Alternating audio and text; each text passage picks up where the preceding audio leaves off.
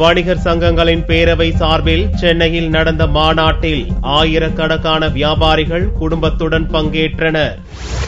வணிகர் சங்கங்களின் பேரவை சார்பில் அதன் தலைவர் வெள்ளையன் தலைமையில் வணிகர் தின விழா சென்னை தீவுத்திடலில் ஞாயிறன்று நடந்தது.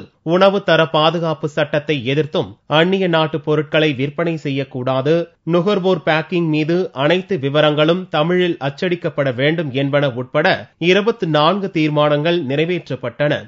இம்மாநாட்டில் சென்னை மேயர் சைதை துரைசாமி, அமைச்சர்கள் ரமணா, செல்லப்பாண்டியன் உள்ளிட்டோர் கலந்து கொண்டனர். எங்கள் தமிழ்நாடு வணிகர் சங்கங்களின் பேரவை நடத்துகிற 30வது வணிகர் தின விழா மாநில மாநாடு உலக வர்த்தக ஒப்பந்த எதிர்ப்பு மாநாடாக சென்னை தீவுத்திடலில் இன்று துவங்கி இருக்கிறது. உலக வர்த்தக ஒப்பந்த நகல் தீக்கிரையாக்கப்பட்டு மாநாட்டு நிகழ்ச்சிகள் நடைபெறும். வெள்ளையின் தலைமையிலான வணிகர் சங்கங்களின் பேரவை சார்பில் தீவுத்திடலிலும், விக்ரமராஜா தலைமையிலான மற்றொரு அமைப்பு சார்பில் வண்டலூரிலும் மாநாடு நடத்தப்பட்டன. இதனால் இச்சங்கத்தை சேர்ந்த வியாபாரிகள் தங்களது கடைகளுக்கு ஞாயிறன்று விடுமுறை அளித்திருந்தனர்.